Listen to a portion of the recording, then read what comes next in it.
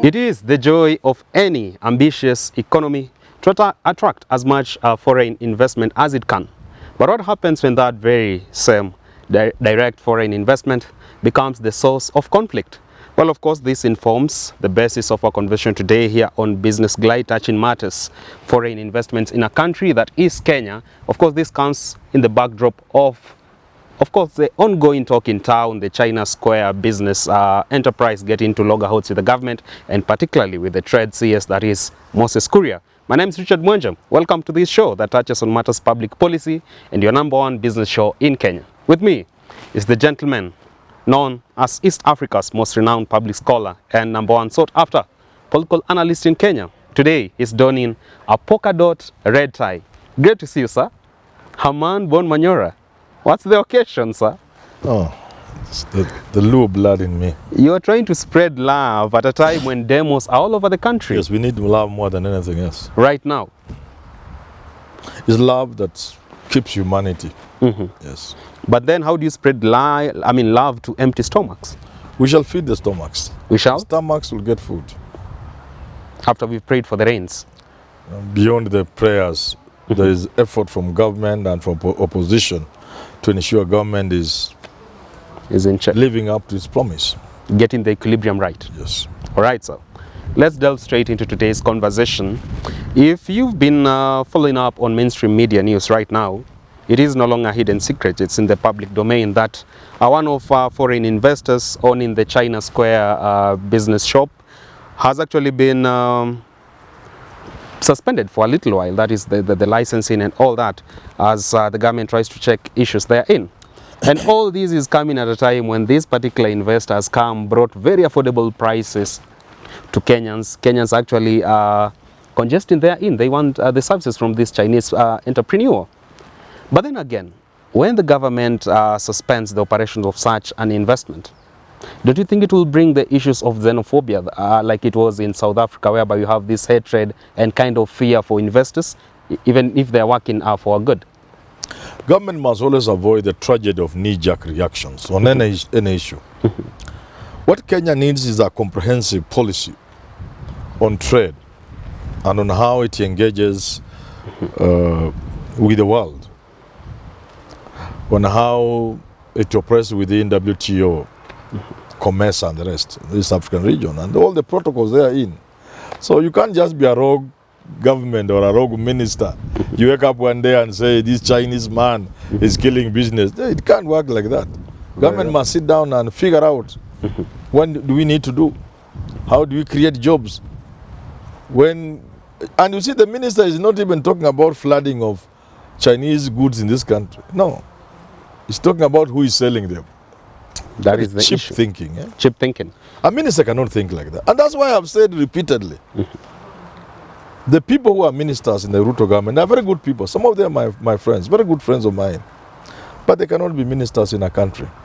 They can do other things, but not cabinet secretary. That's a very high level of policy. To be a minister is to sit in an office that's supposed to generate policy. Is to be in a position that will influence what Kenya will be 100 years from now. From where is China Square? What is China Square? With all these Chinese goods all over the country, how are we addressing that?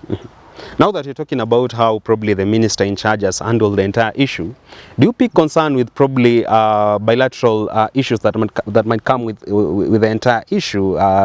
Loggerheads with this particular industry? Why can't Moses could even start with fish? We are eating Chinese fish. Uhuru Kenyatta mentioned it and the Chinese just coughed. They didn't even cough, they sneezed. And he caught a cold. He withdrew quickly. Why don't you even start with fish? How can you Chinese sell fish here? When our blue economy is actually under shackles. And you cannot even tell the Chinese not to sell fish if there's a market for fish. You make sure that even if they bring fish, there's nowhere to sell. Because we have enough fish. You see, you cannot even stop the Chinese selling goods in Kenya if that's the relationship you have with them. What Moses Kuria ought to do is to sit with the National Chamber of Commerce and Industry, sit with the KTDA, Coffee Board of Kenya, and the other such agencies, and figure out how does somebody walking in the streets of Shanghai in China or Beijing enter a shop to take Kenya coffee made and served by Kenyans there? That should be the question. How do you walk in China in some city, one, and take Kenyan tea and buy some to take to your house? Tea made in Kenya, you take tea, that tea shop, unakunywa chai ya Kenya, brewed by Kenyans, served by Kenyans in China. We have 1,000 Kenyan shops selling coffee, tea, processed avocado, what have you, Kenyan things. That is the direction a minister would be taking. But these people Ruto has given us, these cannot be ministers. Very well. But then again, this is a country that is trying to ramp up its weight on the manufacturing sector, and it's actually one of those big four agendas under the previous regime. And Kenya, this far, largely depends on the goodwill of China so that it can industrialize within the margins that it envisions. If we are going to push away an investor like this one of China Square, would you say, for us who go to benchmark in China when it comes to industrialization, and also just to get at least affordable machinery and so forth, don't you think it will create kind of an enemy line, sort of, that Kenya can't get such assistance just to industrialize? Talking about Kenya and the manufacturing, that's a joke. Kenya cannot do manufacturing, it's just a joke. If you can't sort out something small like electricity. For maize farming? No, for manufacturing. How can you manufacture with these electricity tariffs? How? So apart from some of the manufacturers who bypass the meter, wanaiba stima, all industries in Nairobi, all of them wanaiba stima. You can't manufacture with this electricity. If you can't do something basic like that on diesel, the price of diesel, electricity. But again, you have a point.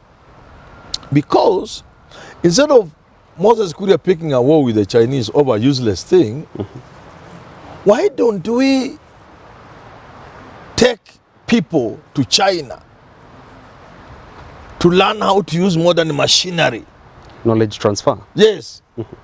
And bring them in the Yuakali sector. And how many of these Kenyan young people in polytechnics and everywhere using modern machinery to fabricate things that we are today buying from China. So these are just, leave them alone. They don't know what they are doing. They don't know what they are doing. They don't know. They are not capable of anything. In fact, these ministers cannot even be clerks in a ministry. Grand Mullah said almost none of them is qualified to take care of his camels. And I agree with him. And that's tragedy.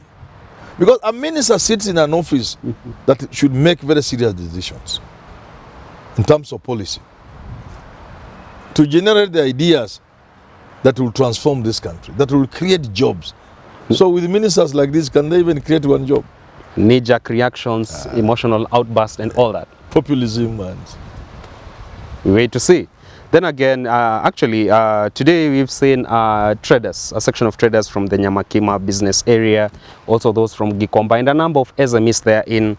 They have taken to the streets, the city center, in demos therein, saying these foreign investors, particularly those from Pakistan and Chinese, have actually infiltrated their market, and they're actually stealing their thunder. And as such, they should be pushed back so that they get to enjoy the piece of the cake they are in.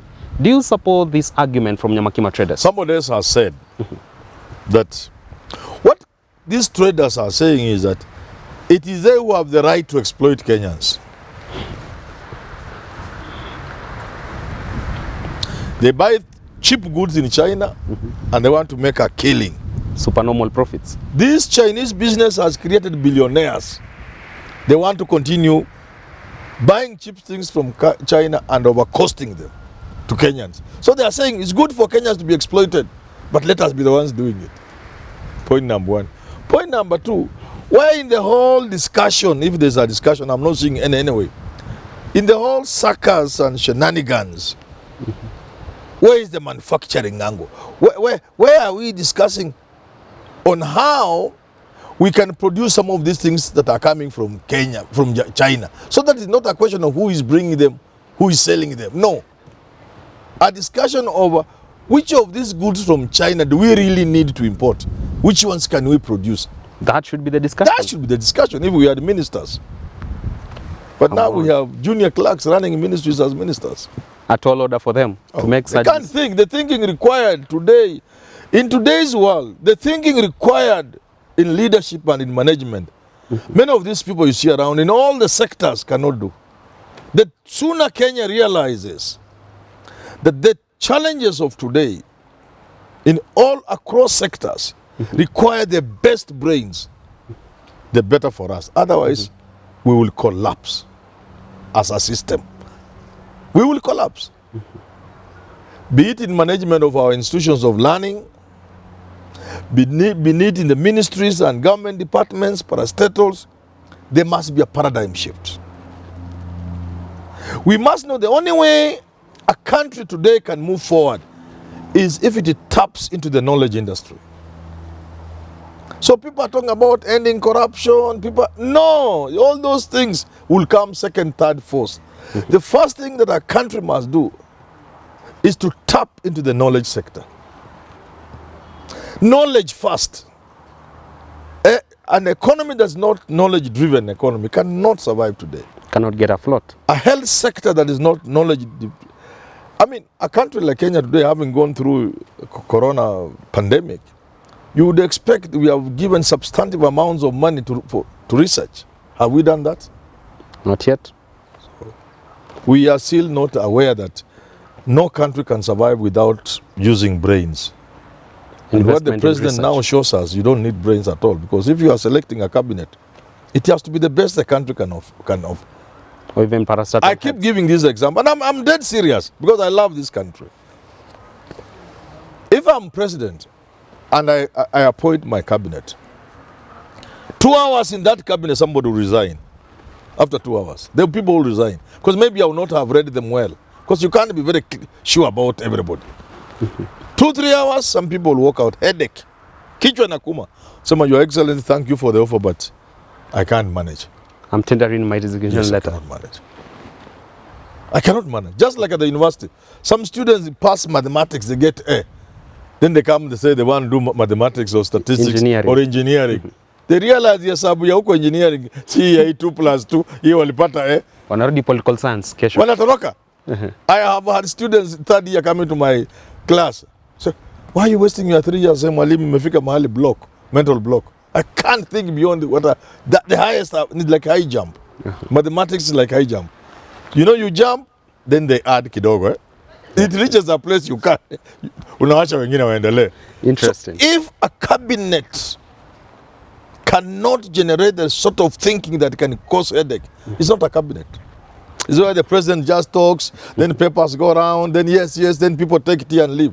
In the 21st century, with the global challenges we are facing, let me tell you this. You are an economist. Let me tell you this. What happens? The dollar is getting to 140, okay? It's headed 142 there. shillings. Yes. Is it where it's headed? Yeah. You know there has been price stability in crude oil because of a number of international factors, including Congress allowing America to draw in the reserve from and a few other things. But supposing the crude oil just jumped by a few dollars to the barrel, our shilling depreciates. or the OPEC countries reduce the production by just a few barrels per day, what economy? This economy will collapse. It will be left for the dogs. Unga itafika 600.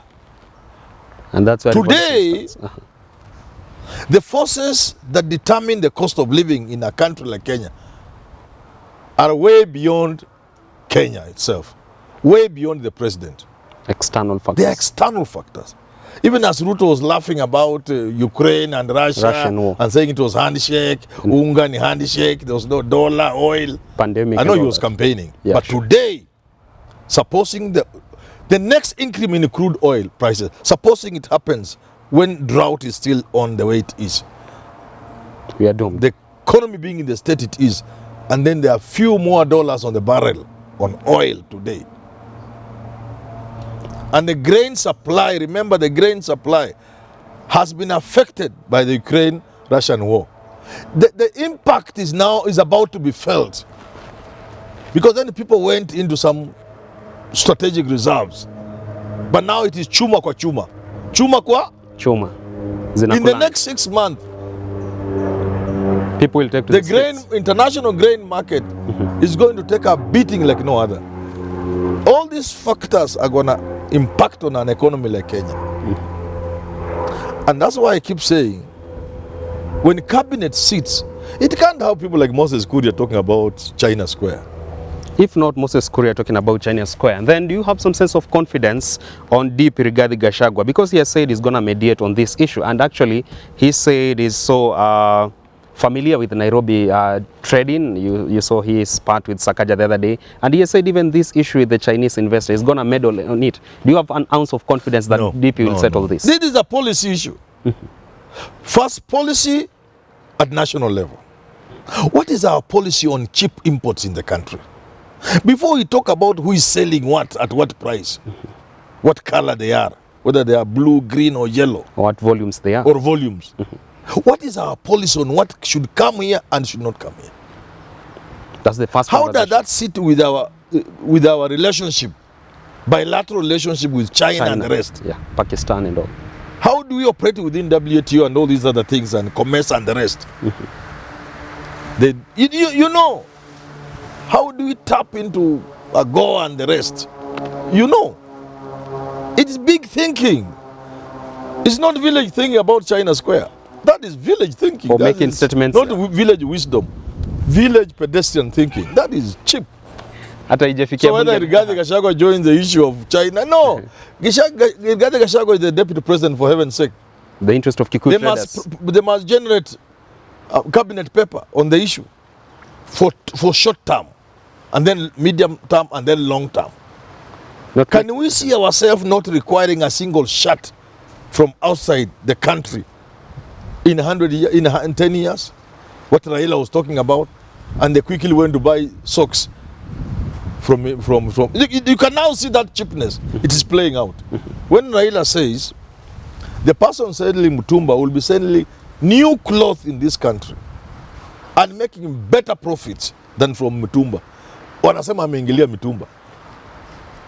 But you must first of all work on the cotton industry. Local textile. That will take time. By the time you have sufficient cotton in the country to produce cloth, watu wameanza kujipanga panga. By the time new garments are produced in this country, watu wameanza kujipanga. Hata cherani ile ilikuanga zamani imerudi kwa mitaa. You get it? These Chinese things have killed all those kind of things. Shoe repairers have disappeared. By the time you get there, kila mtu amejipanga, kila mtu amejiset. Everybody is happy. The country is happy. Even the Chinese will be happy because they will be happy to deal with people who look like human beings, because at least they have a shilling in the pocket. They are respectable. They give them big jobs. But the Chinese are coming to China Square because we are useless. We have no policy on anything. Sure. How would the Chinese sell fish here? Can they go and sell it in the UK? First of all, ile inspection peke yake hiyo samaki inakaa namna gani, itaambiwa not fit for human consumption. Itupwe. A friend of mine tried to sell omena to South Africa for food processing, for animal feed. Then the report that came after looking at it, not fit for animal consumption. Not even human consumption, animal consumption. So hiyo samaki ya China, it cannot pass the test. Hata hygiene peke yake, hata before they go inside to find out how much chemicals, what have you know, what levels of lead and what have you, before just the packaging, the hygiene, to tupwa teke toka hapa. At the port inarudishwa. Yes, rudi hata iwezi ingia. Lakini iko hapa Nairobi kwa shelves. So why can Moses Kuria begin with things that make sense? I see. Very well, that's where we wrap this conversation today here on Business Glide. As I told you, your #1 show on matters public policy. And true to that, you've just listened in to the nuggets of wisdom from Herman Manyora. Of course, telling the trade CS to up his socks and at least better address the issue to do with foreign investors in this country. Time for fun of the week. It is this amazing lady, Elizabeth Ndishu in Uasin Gishu. Elizabeth Ndishu from Uasin Gishu. Yeah. I was in Uasin Gishu when I was a young man. By the way, I went to Tarbo. It's called St. Columba's Tarbo. So I'm a Uasin Gishu man. Allah? Our MPs were people like Morogo in those days. It was called Eldoret. Was it Eldoret? No, there. When Ruto was a young man then? No, yeah, maybe a small boy. He was a small boy. Yeah. So you're from his backyard. Yes, actually, Surgoi. Surprising that And you've we missed. love him so much. Surprising that you've missed. And Elizabeth, we are very happy that you are part of us. Absolutely. Thank you. Indeed. Until next time on Business Glide, my name is Richard Mwenje. Always a pleasure to have you on board. And keep tuned to our other editions on this particular channel. That is the show with Jadiel Kabiro. On our other sister channel, that's Let's Talk Love Kenya with Waris Kimathi. Also still on this channel with Evans Okinyi. And soon enough on Public Opinion with Sam Mundia. God bless.